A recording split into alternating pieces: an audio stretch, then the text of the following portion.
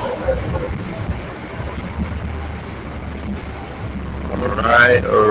right.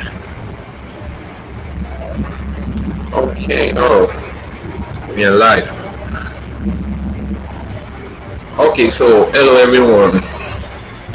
Good evening. Thanks for joining us in this interesting webinar session brought to you by Cyber Safety Media. So far, so good. It has been an interesting and an amazing journey. So far, talking about multiple security risk and creating serious awareness, company awareness, and the rest through webinars and multiple posts on a monthly. So that was Tubo Briggs, a cybersecurity specialist and a blockchain security examiner with several experience in implementing security protocols and lots more, creating both virtual and physical cyber awareness. So today we'll be talking about we'll be having an interesting topic, and it's the first of its series, which is that Metaverse Threat Invasion. So we'll be mainly talking about Metaverse Threat Invasion today. Yes, which will be talking about more of Metaverse risk and challenges. In the studio, we have Rachel, which would be giving us some premium contents about the Metaverse security and more. So, Rachel, over to you. Give us a quick intro about yourself. Hello everyone, I'm Rachel and I'm a cybersecurity awareness educationist and a cloud enthusiast. Nice to have you all here. Thank you.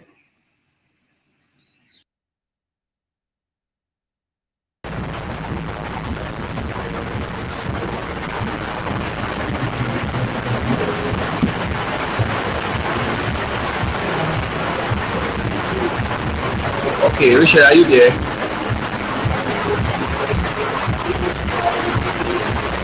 Yes, I'm here.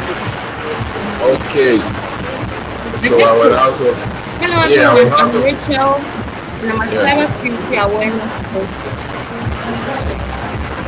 and a Okay, cloud so enthusiast. Nice to have you oh all here with us. Thank you. oh yeah, so Rachel won't be giving us a point of view, like she won't be active on cam because she's having technical issues via her system.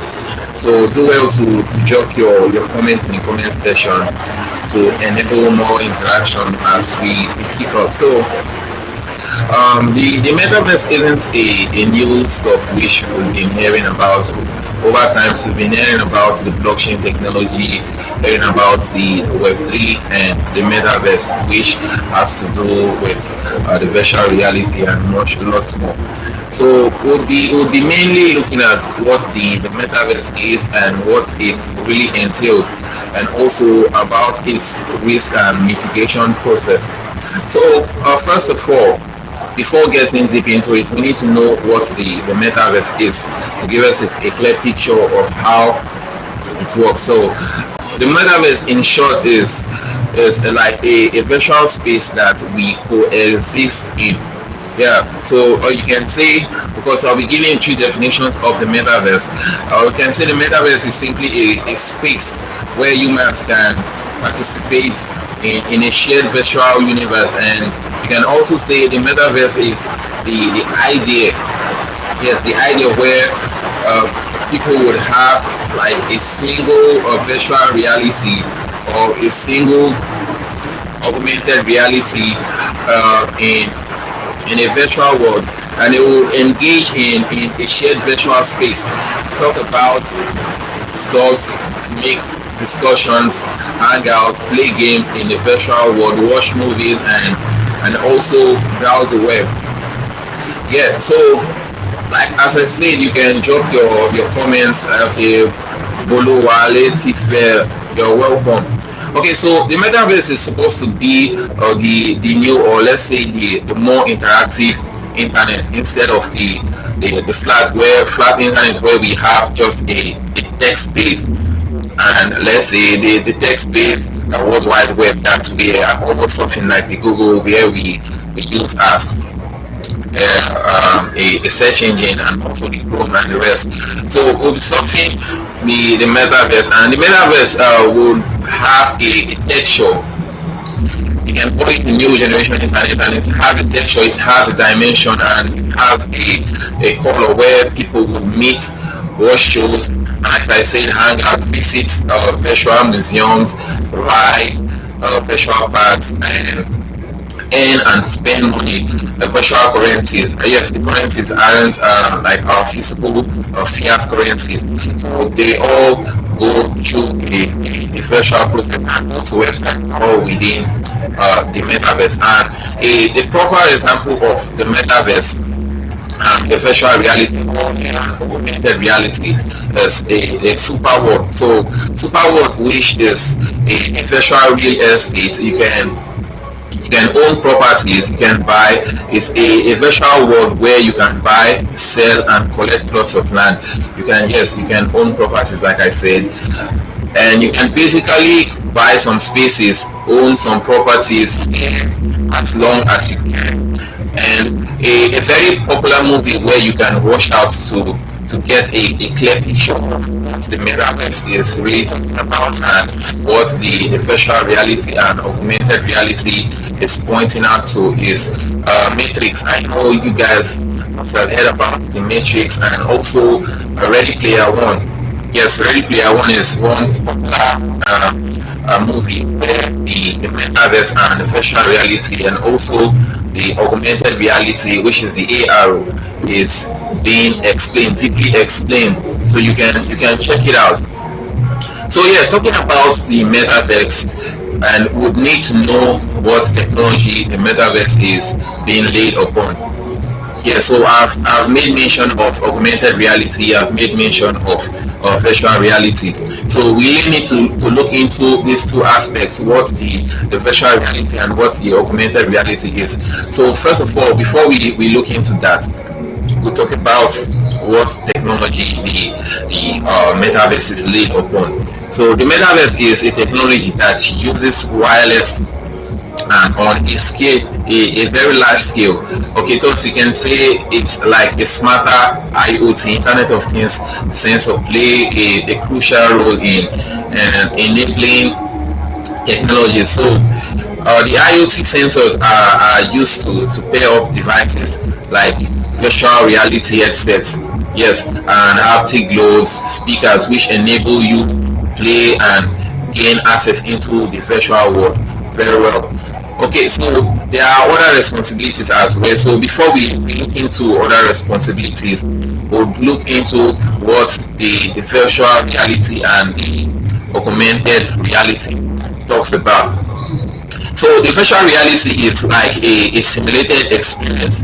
Yeah, it's like a simulated experience that can be similar, or let's say completely different from the real world application of virtual reality. Let's say just like we have our real world now, having a different world entirely. That's the whole essence of the virtual reality.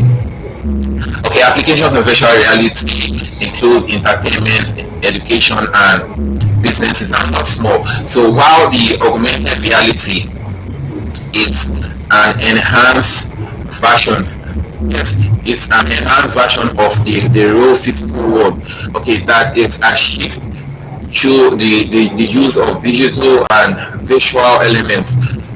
So I can come again. So I said the virtual reality, because if you understand the virtual reality and the augmented reality, it will give you a clear picture of what the metaverse really entails, because those are like the backbone, the cornerstones of the metaverse. So the augmented reality, I'll go again by the augmented reality. I said augmented reality is an enhanced version of the real physical world that is achieved through the use of virtual elements, sounds, or other sensors, stimulus to and delivered via technology, and there are lots more that can be discussed. So while there are certainly other ways to discuss about the metaverse, discuss the idea that the metaverse brings to us as a space of value in this generation.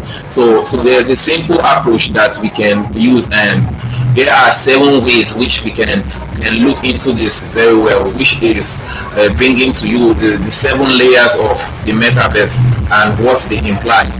So the first layer of the metaverse is the experience we have in the metaverse. Yeah, so we are still on the metaverse threat invasion. So we need to talk about what the metaverse really entails before we get into the risk aspect.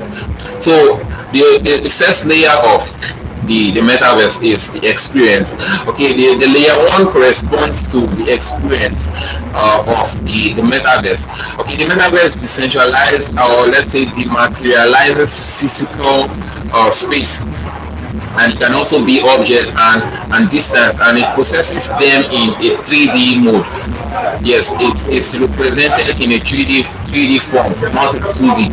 So that's a three-dimensional form. And by lifting the restrictions of the rules of physics, so users can perform live and have new experiences. And it almost seems very impossible these days for people to believe about the experiences that goes through the metaverse. But once you get into the metaverse world, you get into the virtual reality world, you get to experience everything yourself. So this is one of the reasons for the success of the immersive events. Like I said, the Matrix and the Ready Player One really explains lots more about the metaverse. These movies came up, let's say, years ago, and it is coming to a clearer picture now what the Matrix especially really talks about and what it really unveils. And everything about the metaverse is not really unveiled. It is still coming to a clearer picture where more experiences would be given birth to. So like I said, this reason is for the success of immersive events. For example, in the metaverse, all concerts tickets, you can use tickets in the metaverse. You can have your virtual currencies, and you can also use NFTs. Yes, you can also use NFTs as your tickets in the virtual world. And more users produce content. Yeah, they produce content, and more they offer experiences with time. Yes, just as we have the innovation of the internet where innovations comes up, so is the metaverse. They create more experiences to better and give a better enablement about and in the metaverse. So moving next, we have the second layer where the discovery comes in.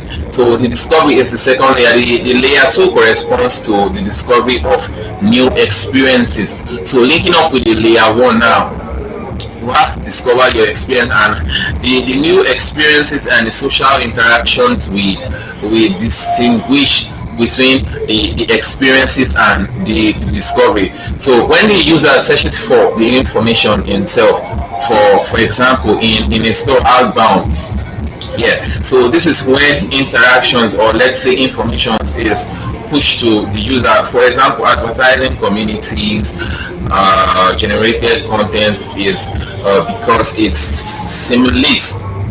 Yes, so it simulates community engagement and more. So the sharing of experience in the real time is increasingly important.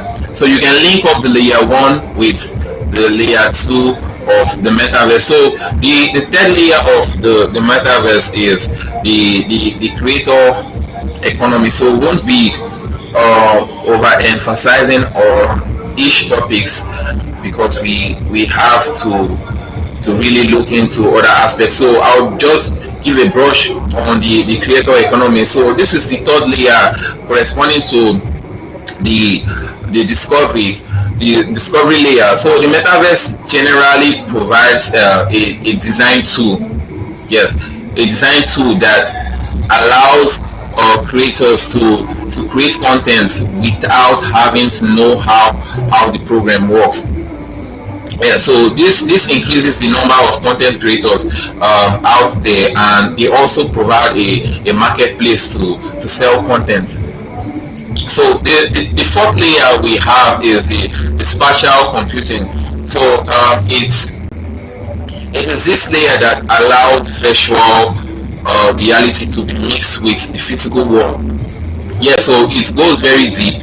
So all you need to do is drop your comments in the comment section for us to give a clearer picture of whatever you are missing out.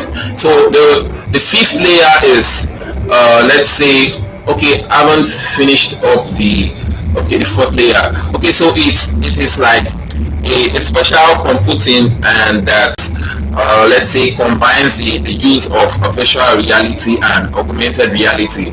Like I said, the virtual reality and the augmented reality are like the backbone of the metaverse. So you can give a deep look about that, and the cloud sensors also map out the digitalized and digitized aspect of the physical world. So moving on, we have the decentralization. Yes, a very important phase and a very important layer of the metaverse. So this decentralization layer, it allows the metaverse not to depend on a centralized authority. Yeah. So on the contrary, the metaverse is open, and like let's say just like we have the open source and we have the closed source. Yeah. So in terms of that, moving to the internet, where we have the decentralized servers, and we have the centralized servers where one authority would have control over a server. But the aspect of the decentralization, or let's say the decentralized server, is okay.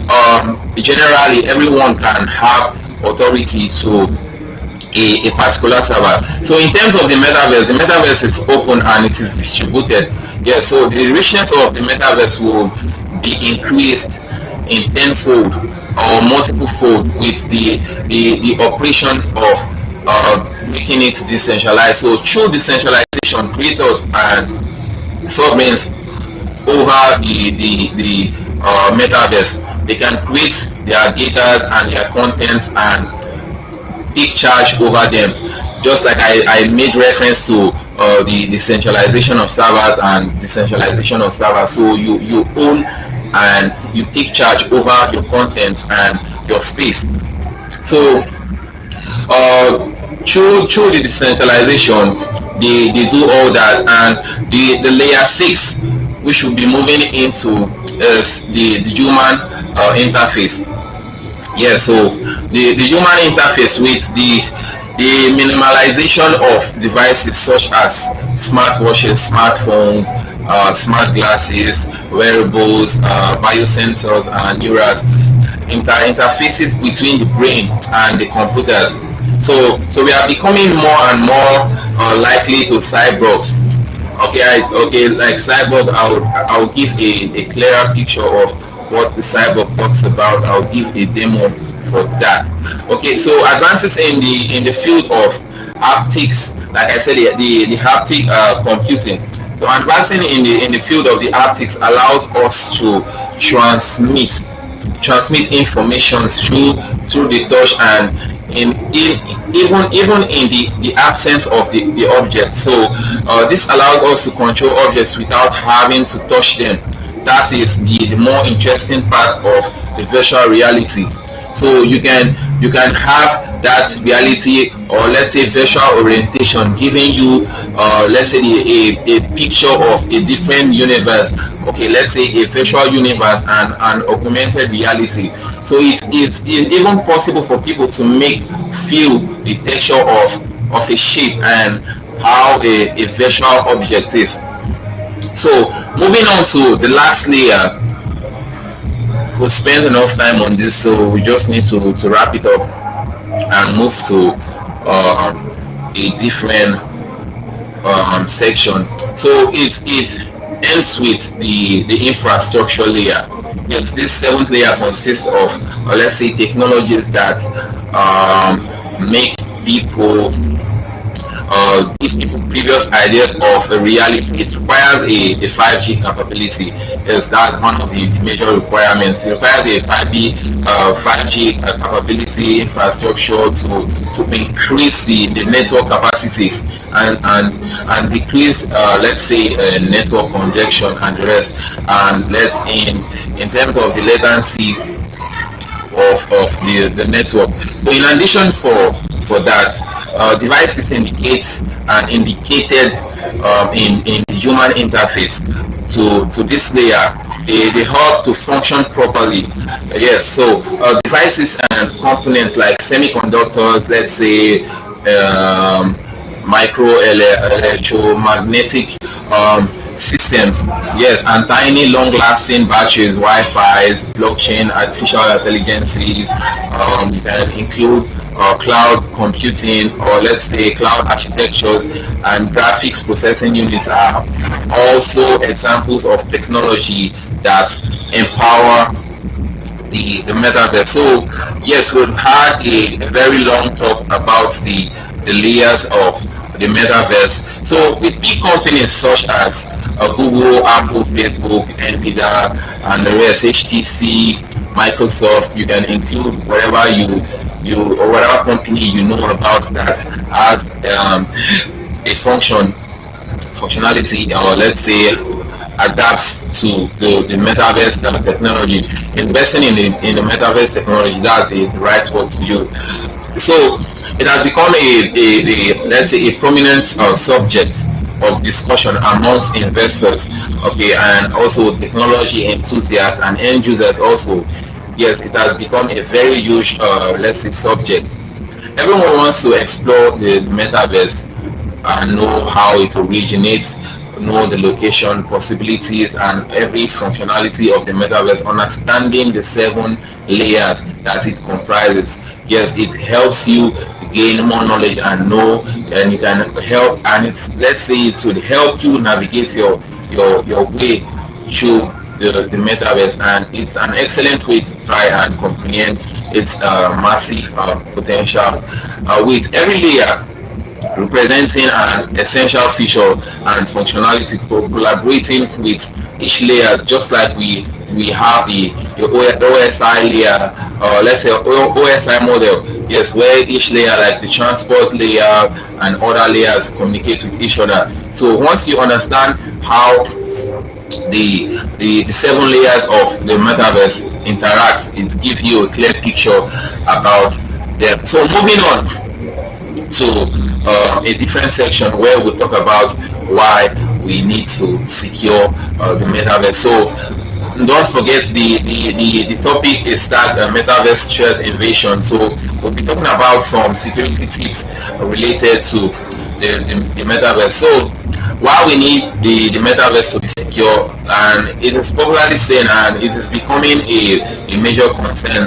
Respondents are also concerned about the impact the metaverse could have on their mental health and physical well-being, and about let's say third of 10, yeah, say they have a major concern about their mental health and the impact of the metaverse in their health. So while they say that, okay, they are mainly worried about the emotion sickness. Yes, there are so many advantages, and while we have the advantages of the metaverse, there are so many, and like there are a bunch of disadvantages, well, that the metaverse and let's say impacts on its users, and it can be the motion sickness from the headsets and more. So while we need to secure the metaverse once more, sophisticated hackers could substitute a user's AR or augmented reality for one of their own, misleading people or providing false information. Yeah, so various cyber threats can make the content unreliable. Yeah, so even if the source is authentic, so this includes let's say spoofing of information over the metaverse, sniffing and data manipulation, and lots more. And this brings us to the risk that the metaverse imposes.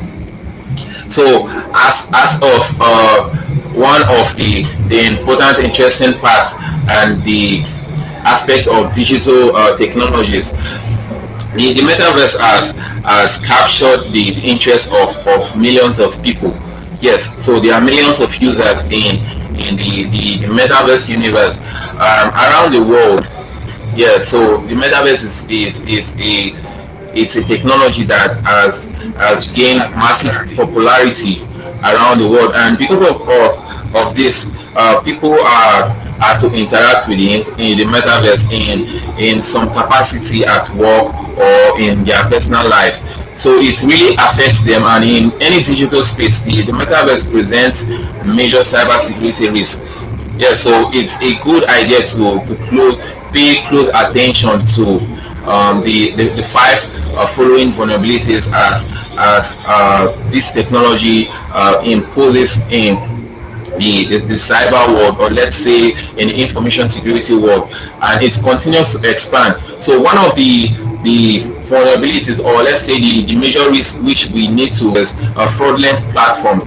Yeah, so we'll quickly touching on five major risks that the metaverse imposes. So first of all, is a fraudulent platform. So the metaverse isn't a centralized place. Yeah, so it is decentralized.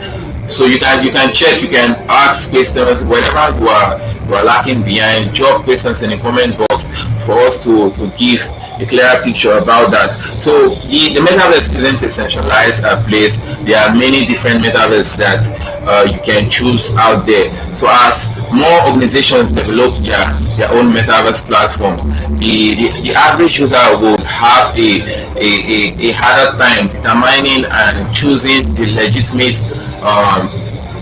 metaverse or differentiating the digital spaces. So scammers would spend more time advertising fake metaverse and digital products to swindle people. Yes, to swindle people out of their money, passwords, and information, and lots more. And the next we have is inconsistent industry standards. So inconsistent industry standards, because of the concept of the metaverse. Yeah, so it is so new, and regulators haven't been able to keep up, and there are few industries that has a standard to keep these digital spaces safe. Yes, in terms of the standard, we're talking about security standards also, which is like, let's say it is much more of security standards and policies.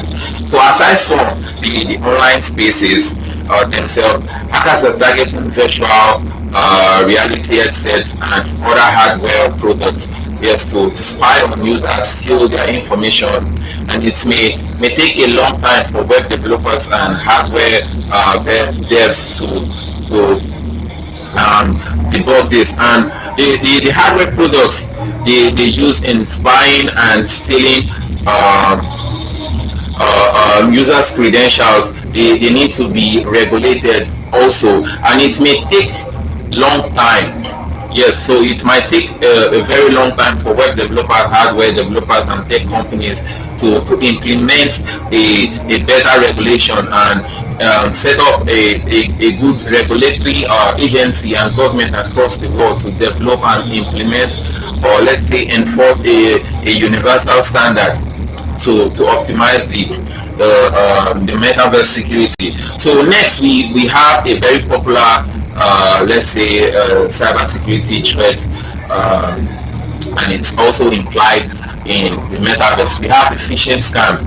So phishing is not a new thing in our internet advanced world. So in the metaverse, traditional scammers have conducted and they have constructed, or let's say structured a phishing attack by impersonating important person and organizations on the metaverse, and this happens via their mails, social medias, and the rest. So they implement several strategies for impersonation, and now phishers are starting to copy the metaverse avatars.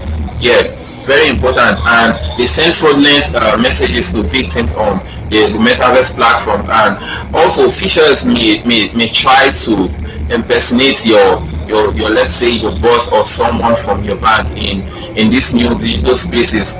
And thus, no matter where you are online, you need to make sure to vet a person's message and verify their identity before sharing any information. And it is highly recommended and advised to make sure you authenticate before sharing out information.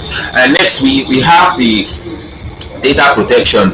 So tech companies doesn't have the greatest track record when it comes to protecting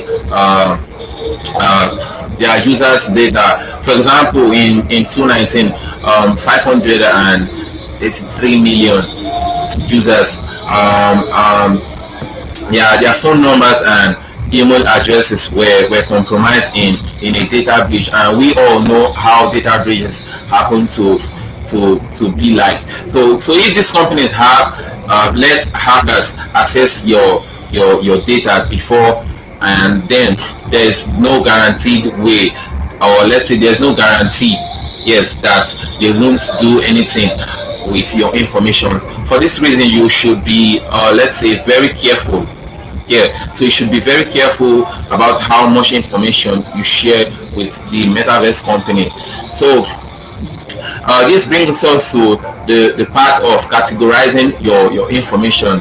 Yeah, so in one of our sections we'll talk about this ranking of email passwords, ranking of your personal information, password management, and the rest. So okay, let's say if a data breach happens, all your accounts won't be compromised. So you still have some accounts that will stay safe instead of using a particular password for all your personal information. So, and lastly, we have identity verification.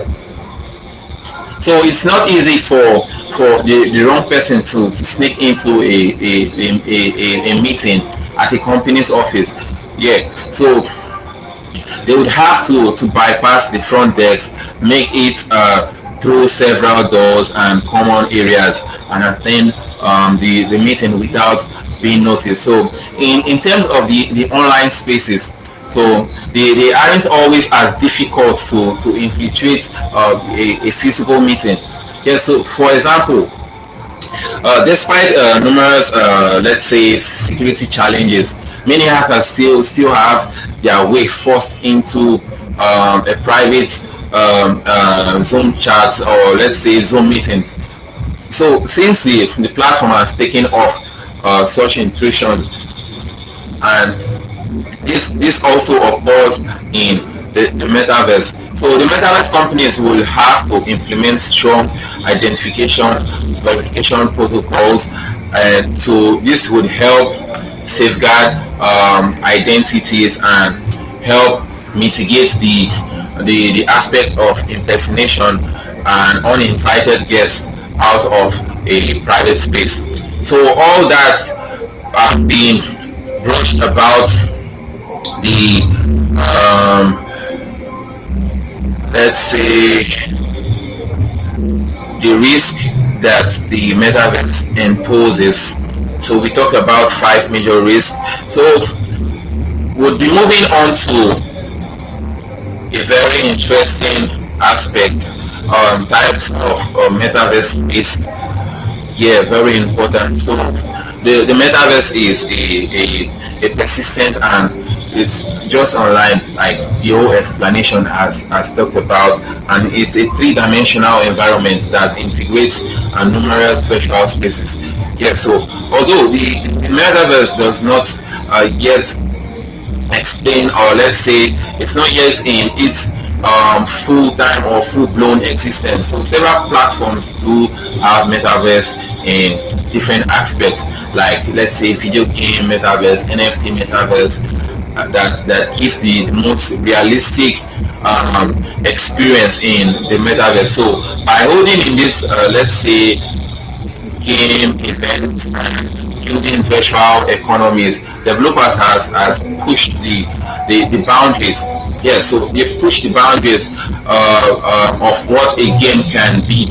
Yes, of what a game can be, which brings us to the 3D model. So while there are numerous advantages of the metaverse, there are also several risks that follows the metaverse. So some of the risks includes harassment,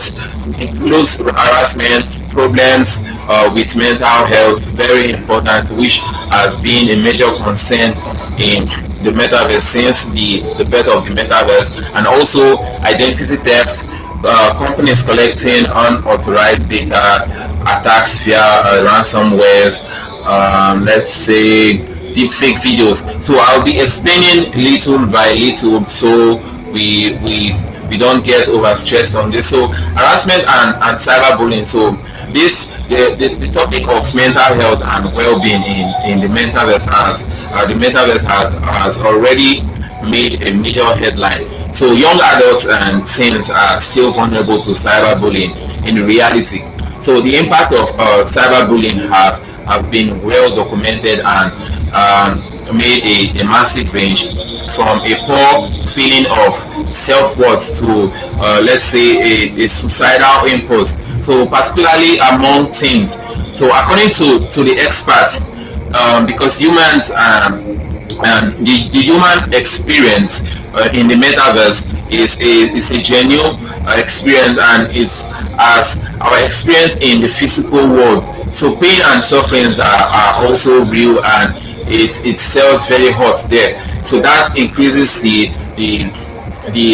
chances and the possibilities of cyberbullying in the metaverse. So next we have problems with the mental health, very important. So other hazards are more difficult to prevent in a virtual environment. Many feel free and many play free games, for example, rely on advertisements to fund their goals. Okay, so malicious people may use and replace the advertisements with pictures that cause motion sickness, or let's say even epileptic convulsions.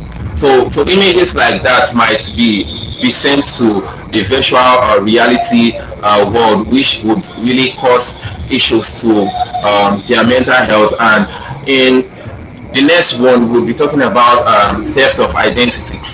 Yes, it is very rampant where they use social engineering. It's also part of social engineering.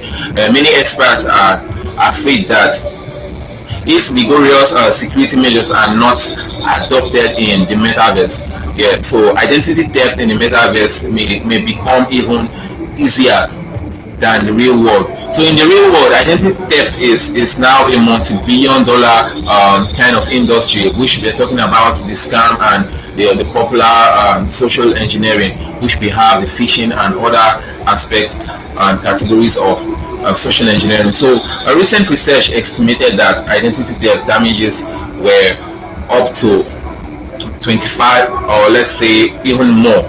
So identity theft is a critical topic which we really need to look out for. So we'll be moving to the next section where we have companies collecting unauthorized data. Yeah, so very important. Even in the web too, we have issues like that where companies sell out personal information to third parties. So this is while the web 3 is bringing a different let's say a different stuff into the world wide web. So it comes with the decentralization.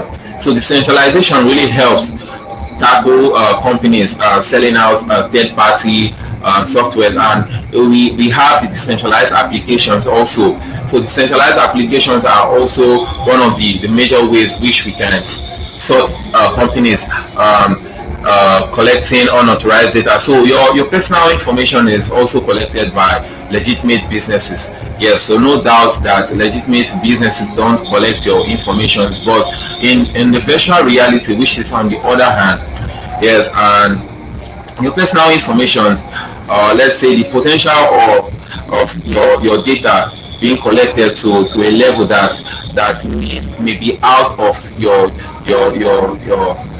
let's say your reach or you being aware. So virtual reality headsets, for example, might hypothetically allow third parties to collect more information, sensitive information for that matter. So they would allow third parties collect sensitive information and personal data, including voice prints data, let's say biometrics, and facial recognition, facial geometry, and the rest. So it really imposes a serious risk in the metaverse. So moving on, we have the ransomware attacks. We have the deepfake videos. We have attacks using social engineering and lots more. So we won't be talking about all those because we are running out of time. We'll have to take some questions. Okay, so we've said much. We'll be bringing on Rachel to give us some talk about the virtual reality and the augmented reality. So Rachel, are you there? Yes, I'm here. Okay, so can you tell us about the dangers of the virtual reality and also the augmented reality? To be honest, you've covered most of the part I was going to mention. As you've said Yeah, previously, just as you said previously, virtual and augmented reality are the backbone of metaverse. And I'd say, though some of the advantages are the comfort of it and how fast they are, some advantages can also be the range of applications you can get. But let's think about an occurrence like denial of service. What do I mean by denial of service? When I say denial of service, I mean, imagine if a professional needs a tool to work with and it's being denied because of some vulnerabilities or some faults in the necessary tools that are used. What then happens? These are some of the problems that we face for the virtual and the augmented reality. We should also think about the exposure to machines. When we are exposed to too much machines, we should think about our health. What can happen to our health? Our eyes are affected, the skin postures. A lot of things come together to affect our health if we do not minimize or have a way of really um taking time to use our tools in a way, in a sense that when we have a balanced way of using like ITs or things, these tools that are coming out, these meta things that are coming out, we wouldn't have problems, so much problems with our health. But if you think about the other side, it can be addictive for most of the youth, especially. It can be addictive. yes, Yes, which also results to the mental health also. yes. So we should also think about the man in the middle. He has already mentioned about the spoofing, data manipulation. These are all um, causes of man in the middle attack. When there's something like that, if you know that our data are being spoofed or snipped, there will be data manipulation. You can't even trust the source of data again because Yeah, you do not know whether it's even trusted or untrusted. Sometimes it might even be authentic, but because of recent or some of the manipulation that may occur, you can't really trust data. We should also think about the digital failure. Machines can fail at any time. Machines can fail at any time. So we have to find a way of keeping or maintaining our devices. And we should think about um, lack of privacy. When we okay. start using these things, we should know when people are getting spoofed and snipped, that we've lost our privacy. Our data can easily be out there for other people to also view. Stealing of network credentials is also one of the disadvantages of virtual and augmentative reality. Malware infection is also one of it, Okay. because when we are Interesting. manipulated, when the virtual or authoritative reality is being manipulated, we can easily be infected by malware. Attackers can easily um like impersonate something else for you to just click or divert your attention, and then they attack your system, and which is going to be very common. We just have to find ways of solving the problems as they grow. Thank you. Okay. Yeah. So Rachel has given us a very interesting point, um, talking about the various dangers of the metaverse. Let's say, which brings us to the part of virtual realities and augmented realities. Yeah, so we are almost at the wrap, and we have a last talk on how we can mitigate the potential threats in the metaverse. So, Rachel, give us a brief talk about how we can mitigate the uh, various threats in the metaverse. Okay, thank you for this question. I'll say ways you can stay safe or mitigate this attacks are: first, we should know more about, we should try and review our privacy settings, the Privacy, privacy privacy policy. policies, yeah. No, most of us, we, even myself, sometimes it becomes boring to read all those lengthy data, but it's important for us to know those things.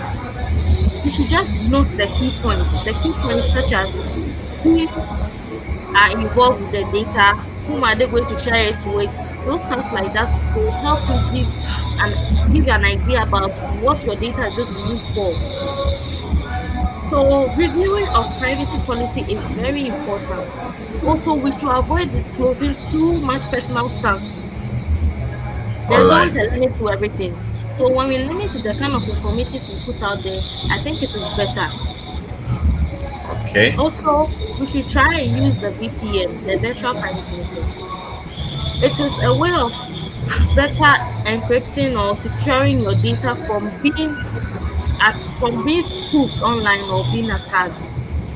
So when we use virtual private VPNs or virtual private networks for communications or for whatever services we want to offer, I think it's better. It's a more secured way than over the raw internet like that. Thank you. And lastly, keeping your devices up to date. Patching your Oh, devices is very important, as it helps to reduce the vulnerabilities on your devices. When devices are unpatched, you are at a higher risk of getting infected, malware infection. So patching of devices is very important. Thank you. okay. Rachel, you've made a very interesting point, and we'll be wrapping up. So, in terms of the metaverse, data privacy and security have long since been a very critical matter. Yes, out of the metaverse, out of the virtual world, to see privacy has been, let's say, okay, data privacy has been a very critical security issue, and it's a matter of worry and and concern to everyone out there in the World Wide Web. So the risk and the rise in cyber attacks is a problem that privacy and security advocates try to mitigate. Yeah, so amidst this emergency of the metaverse, although it's a revolution in the technology world. Yeah, so this might also be a serious hazard to data privacy, and however, with the potential for development, it represents it's a very crucial aspect to address the data privacy and security issues within the metaverse. So we have come to a conclusion of today's section. So you have a question, would be entertaining question for the next 10 minutes. If you have a question you would want us to give you a clearer picture about, you can drop it in the comment section while we wrap up.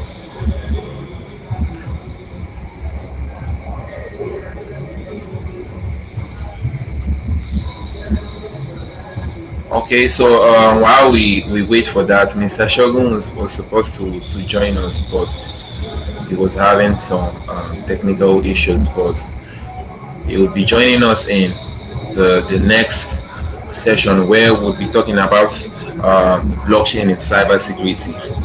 Yeah, so that would be our next topic.